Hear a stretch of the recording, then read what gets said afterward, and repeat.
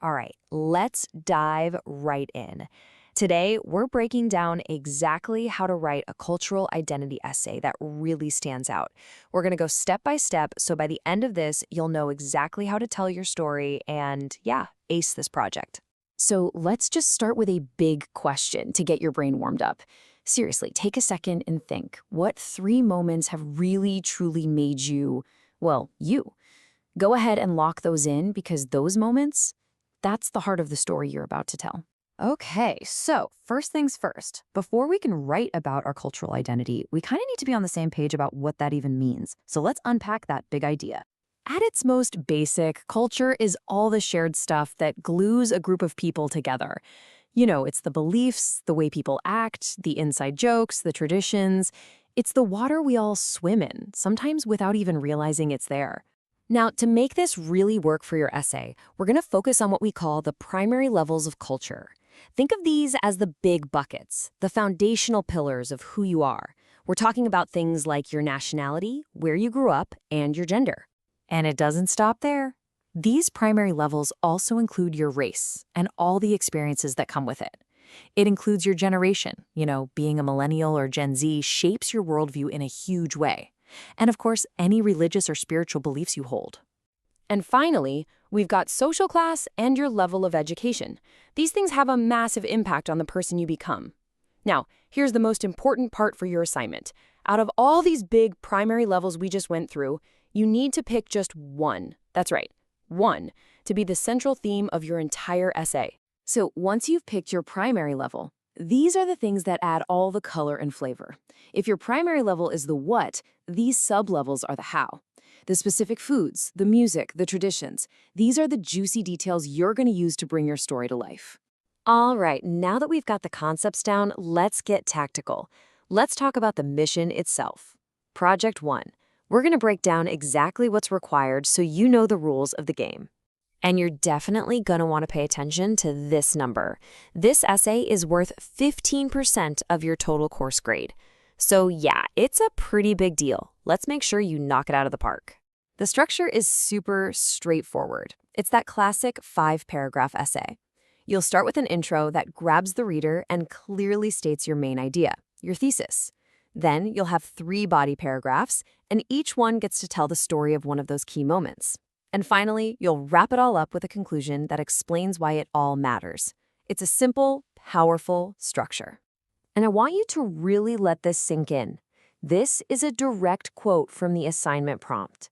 This project isn't just about a grade. It's a real chance for you to dig deep, explore who you are, and share that story. So embrace it. Okay, now for the fun part. Let's talk about your writer's toolkit. These are the techniques that are going to help you take those memories in your head and turn them into a story that actually makes your reader feel something. First up, tone. Just look at that first example.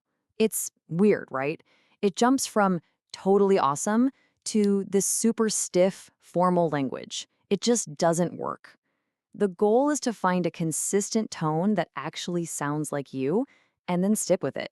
And that leads us right into using your own voice. Please, don't fall into the trap of trying to sound smart by using a thesaurus for every other word. The first sentence is just clunky. The second one, it's clear, it's authentic, it's better. Just be you. Okay, this one is probably the most important tool you have. It's the classic advice, show, don't tell. Saying the room was nice is telling me. It's boring. But that second example, it shows me. I can picture the yellow walls, the drawings. It puts me right there in the room with you. That's what you want. And the absolute best way to show is to use all 5 senses. Don't just tell me what you saw. What did the room smell like? What sounds were in the air? What did things feel like? I mean, just look at this picture of apple pie. You can almost smell the cinnamon, right? You can taste the apples. That's the power of sensory detail. All right, we've covered all the things you should do. Now let's talk about what not to do. I'm going to give you an insider's guide to the most common traps students fall into with this essay, and more importantly, how you can sidestep them completely.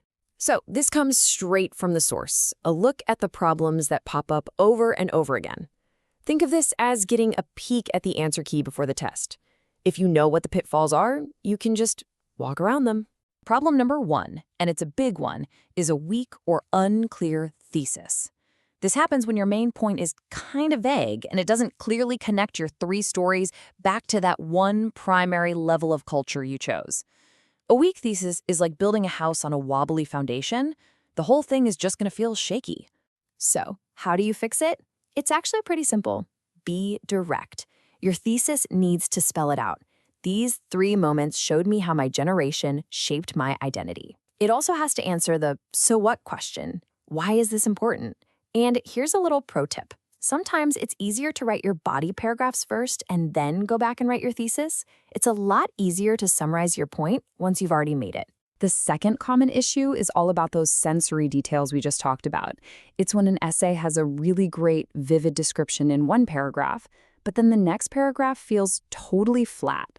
That inconsistency can really pull a reader out of the world you're trying to build. And the fix is just to be deliberate about it. For each of your 3 moments, do a quick mental check. Have I mentioned a sight, a sound, a smell, a taste, a feeling? Don't just say you were sad. Show me what that sadness looked like or sounded like. When you do this consistently, your story becomes an experience. Okay, last stop. Let's talk about the rubric. And I really want you to shift how you think about this. A rubric is not a scary test designed to catch you messing up. It's a map. It is literally a treasure map that shows you the exact path to getting an N. So let's look at this map.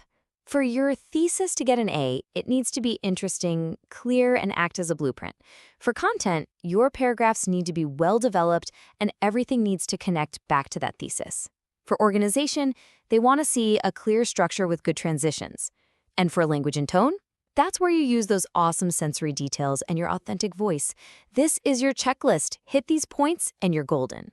So that's it. You've got the concepts, you've got the mission, you've got the writer's toolkit, and you've got the map. You are fully 100% equipped to do this. So the only question left is, what story will you tell?